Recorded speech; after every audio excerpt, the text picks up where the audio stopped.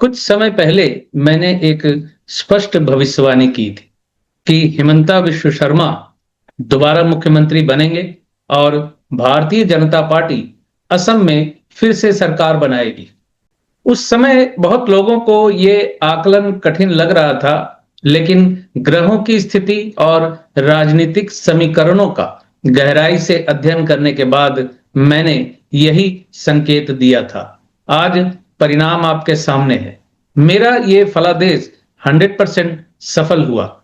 अब सबसे पहले देखिए मेरे पुराने वीडियो की वो क्लिप जहां मैंने पहले ही इस परिणाम का संकेत दे दिया था।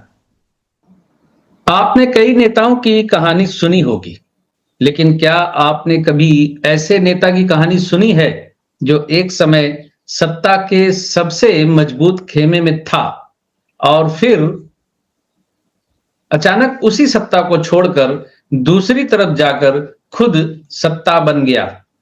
ये कहानी है हिमंता विश्व शर्मा जी की, जहां राजनीति सिर्फ पद नहीं बल्कि एक शतरंज का खेल है और हर चाल के पीछे छुपी होती है एक बड़ी रणनीति। वीडियो को अंत तक जरूर देखिए, क्योंकि आखिर में मैं आपको बताऊंगा कि वो एक फैसला जिसने उनकी पूरी किस्मत बदल दी और असम चुनाव में क्या होने जा रहा है। हिमंता विश्व शर्मा का जन्म असम में हुआ। शुरुआत से ही पढ़ाई में तेज और राजनीति में रुचि रखने वाले शर्मा ने अपने कैरियर की शुरुआत छात्र राजनीति से की। उन्होंने इंडियन नेशनल कांग्रेस के साथ जुड़कर असम की राजनीति में तेजी से अपनी पहचान बनाई। धीरे धीरे वे राज्य के सबसे प्रभावशाली नेताओं में गिने जाने लगे और कांग्रेस सरकार में कई अहम मंत्रालय भी संभाले। सबसे बड़ा टर्निंग पॉइंट राजनीति में असली कहानी तब शुरू हुई जब उन्होंने एक ऐसा फैसला लिया जिसने पूरे नॉर्थ ईस्ट की राजनीति बदल दी। 2015 में उन्होंने कांग्रेस छोड़ दी और भारतीय जनता पार्टी में शामिल हो गए। यह सिर्फ पार्टी बदलना नहीं था, यह एक सटीक राजनीतिक गणना थी। इसके बाद उन्होंने नॉर्थ ईस्ट में बीजेपी को मजबूत करने में सबसे बड़ी भूमिका निभाई और देखते ही देखते वो पार्टी के सबसे भरोसेमंद रणनीतिकार बन गए। मुख्यमंत्री बनने तक का सफर 2021 में वो पल आया जिसका इंतजार था। हिमंता विश्व शर्मा असम के मुख्यमंत्री बने, लेकिन यहां भी एक दिलचस्प बात है। उन्होंने सिर्फ प्रशासन नहीं संभाला, बल्कि अपनी छवि एक निर्णायक और तेज फैसले लेने वाले नेता की बनाई। उनकी कार्यशैली ने उन्हें सिर्फ असम ही नहीं बल्कि पूरे देश की राजनीति में एक मजबूत चेहरा बना दिया। अगर उनकी राजनीति को एक शब्द में समझना हो तो वो है रणनीति। वे मौके को पहचानते हैं और सही समय पर सही कदम उठाते हैं। उनकी सबसे बड़ी ताकत है ग्राउंड लेवल कनेक्शन और तेज निर्णय लेने की क्षमता। यही वजह है कि आज वे सिर्फ एक मुख्यमंत्री नहीं बल्कि एक राष्ट्रीय स्तर के रणनीतिकार बन चुके हैं।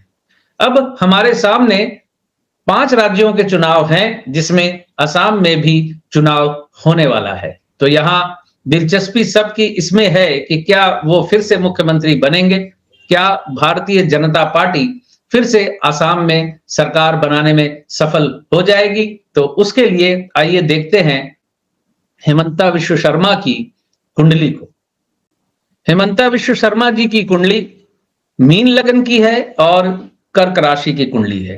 कर्क राशि के परिप्रेक्ष्य में गोचर में अष्टम का राहु थोड़ी परेशानी उनको जरूर दे रहा है, लेकिन दिलचस्प बात जो ज्योतिषियों के लिए है, ज्योतिष सीखने वालों के लिए है, ज्योतिष से प्रेम करने वालों के लिए है, वो ये है कि मीन लगन की कुंडली में उनकी शुक्र की महादशा 2012 से मार्च 2012 से शुरू हुई है और 2032 तक चलेगी। यानी 2012 से शुरू हुई 2032 तक, यानी शुक्र 20 वर्षों तक चलता है। शुक्र की महादशा 20 वर्षों तक चलती है और शुक्र की महादशा उनकी 2032 तक चलेगी। इस वक्त उनकी शुक्र की महादशा में शनि की अंतर्दशा चल रही है जनवरी 2025 से, जो मार्च 2028 तक चलेगी।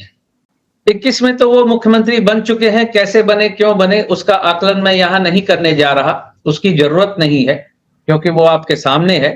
अभी शुक्र में शनि की अंतर्दशा में क्या इंडिकेशन आ रहा है निकलकर, उसकी चर्चा करेंगे। शुक्र तो शनि के नक्षत्र में है और शनि जो है इस वक्त अंतर्दशा में है वो बुध के नक्षत्र में है। अब बुध की स्थिति यहां देख लीजिए आप। बुध चतुर्थेश और सप्तमेश होकर सूर्य के साथ एकादश भाव में बैठा हुआ है। बुध मकर राशि में 12 डिग्री का, हालांकि मकर राशि भाव जो है कस्प जो है 14 डिग्री से शुरू हो रहा है, तो बुध जो है चलित में दशम से कनेक्शन बना रहा है। तो ये ही एक पॉजिटिव स्थिति उनके लिए इस वक्त है कि बुध सप्तमेश यूं तो एकादश में बैठा हुआ है, चलित में चला गया दशम भाव में, और शुक्र डायरेक्ट है लेकिन बुध वक्री है। तो वक्री बुध होने की वजह से उनको 2026 का विधानसभा चुनाव जीतने में मशक्कत तो जरूर करनी पड़ेगी, मेहनत उनको करनी पड़ेगी, लेकिन ग्रहों की स्थिति जो है मूलतः शुक्र की जो महादशा है, और शुक्र शनि के नक्षत्र में, शनि प्रथम भाव में, शनि एकादशेश है, यानी एकादश भाव इच्छा पूर्ति और डिजायर फुलफिलमेंट का भाव होता है। शुक्र की महादशा के बाद 2012 के बाद हेमंता विश्व शर्मा धीरे धीरे राजनीति में जैसे उभरे हैं, इससे तो आप स्पष्ट समझ रहे हैं कि उनकी ये शुक्र की महादशा उनके लिए बहुत फेवरेबल महादशा है, उनके लिए अच्छी महादशा है। और शनि की अंतर्दशा का जो संबंध बना हुआ है, शनि 1 11 12 का कॉम्बिनेशन शनि का है और बुध के माध्यम से वो 4 7 और दशम से संबंध बना रहा है। बुध नॉर्मली एकादश में है जो कि डिजायर फुलफिलमेंट का भाव है, बुध भी बन रहा है और चलित में वो दशम में है, तो दशम भाव से शनि की अंतर्दशा का संबंध बना हुआ है। बुध वक्री होने की वजह से स्ट्रगल उनके लिए थोड़ी भारी है, स्ट्रगल उनको ज्यादा करनी पड़ेगी, उनके ऊपर बहुत से आक्षेप हैं, उनके ऊपर बहुत से एलिगेशन भी हैं, मुख्यमंत्री रहते हुए उनके विरोधियों की संख्या भी बहुत बड़ी है। लेकिन असम चुनाव में 2026 के असम चुनाव में भारतीय जनता पार्टी हेमंता विश्व शर्मा के नेतृत्व में फिर से सरकार बनाने जा रही है, ऐसा ज्योतिषी आकलन के तहत मैं ये कह सकता हूं आपको। मैक्सिमम चांसेस हैं कि हेमंता विश्व शर्मा फिर से मुख्यमंत्री बने रहेंगे, लेकिन शनि और शुक्र का जो कॉम्बिनेशन होता है, जो मित्र मुझे लगातार फॉलो करते हैं वो लोग जानते हैं, समझते हैं।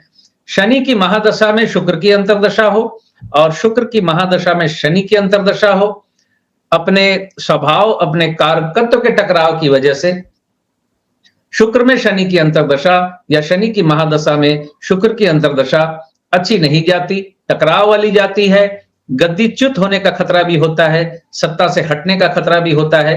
लेकिन भारतीय जनता पार्टी की कुंडली की भी जो स्थिति है वो सत्ता से जुड़े हुए है उनको इस वक्त, यानी जो अंतर्दशा भारतीय जनता पार्टी की चल रही है दशम भाव से कनेक्टेड है मिथुन लगन की कुंडली अपनी अंतर्दशा के माध्यम से। और हेमंता विश्व शर्मा के नेतृत्व में चूंकि ये चुनाव होना है, हेमंता विश्व शर्मा की जो कुंडली है वो फेवरेबल है, इसलिए आसाम में भारतीय जनता पार्टी के आसार ज्यादा हैं और हेमंता विश्व शर्मा के मुख्यमंत्री बने रहने के आसार भी हैं। लेकिन शनि और शुक्र का खेल या शुक्र और शनि का खेल आने वाले समय में मुख्यमंत्री बन जाने के बावजूद भी उनके लिए अपनी गद्दी बचाए रखना थोड़ा मुश्किल हो सकता है, क्योंकि शनि की अंतर्दशा 2028 तक है उनके साथ। तो ये आकलन है असम का और हेमंत विश्व शर्मा जी की कुंडली का। लेकिन एक सवाल और है जिसका जवाब भी मैं यही दे दूंगा आपको।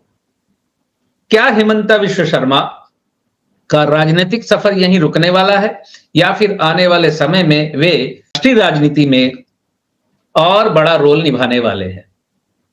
ये राष्ट्रीय राजनीति में और बड़ा रोल निभाना ज्योतिषी दृष्टि से ये इंडिकेशन है कि मुख्यमंत्री की कुर्सी उनकी जा सकती है और केंद्र में वो किसी और भूमिका में आपको दिख सकते हैं। और सबसे महत्वपूर्ण बात, क्या उनका अगला कदम फिर से राजनीति में एक बड़ा बदलाव लाएगा? और जो जवाब आप जानना चाहते हैं उनके राजनीतिक सफर का, तो मैं आपको बड़ा स्पष्ट बता दूं कि उनका राजनीतिक सफर 2032 तक लगभग निष्कंटक है। उनके बैक टू बैक जो दशाएं हैं उनके लिए लगभग निष्कंटक है। लेकिन शनि के बाद जो बुध की अंतर्दशा आएगी, बुध का संबंध थोड़ा सा, बुध एकादश में तो है, दशम में भी है, लेकिन अपने नक्षत्र के माध्यम से सत्ता से उनकी पकड़ थोड़ी कमजोर होती दिखेगी। लेकिन वो समय 2028 यानी शनि की अंतर्दशा तक है, यानी मार्च 2028 तक निष्कंटक है। बुध की अंतर्दशा जैसे ही शुरू होगी, सत्ता से, राजनीति से उनकी पकड़ कमजोर होना शुरू होगी और 2032 तक वो निष्कंटक लगभग बने रहेंगे। आपने अभी मेरे पुराने वीडियो की क्लिप देखी, जहां मैंने पहले ही साफ कहा था कि असम की राजनीति में हिमंता विश्व शर्मा का प्रभाव बना रहेगा और बीजेपी दोबारा सत्ता में वापसी करेगी। यह कोई राजनीतिक अनुमान नहीं था, बल्कि ग्रहों की चाल, समय चक्र और राजनीतिक ऊर्जा का गहरा अध्ययन था। राजनीति में हर परिणाम सिर्फ भाषणों और नारों से तय नहीं होता, समय का भी अपना एक विज्ञान होता है। जब ग्रह, समय और परिस्थितियां एक दिशा में संकेत देने लगें, तो बड़े राजनीतिक बदलाव पहले से दिखाई देने लगते हैं। असम चुनाव को लेकर मेरा यह फलादेश पूरी तरह सफल रहा और आने वाले समय में देश की राजनीति में कई बड़े बदलाव दिखाई दे सकते हैं। आप बताइए, अगला बड़ा राजनीतिक परिवर्तन किस राज्य में देखने को मिल सकता है? कमेंट में अपनी राय जरूर दीजिए। और अगर आप चाहते हैं कि राजनीति और ज्योतिष का ऐसा गहरा और सटीक विश्लेषण, तो चैनल को सब्सक्राइब करना मत भूलिए। बहुत बहुत धन्यवाद आप सभी का जुड़े रहने के लिए। खुश रहें, स्वस्थ रहें, आनंदित रहें।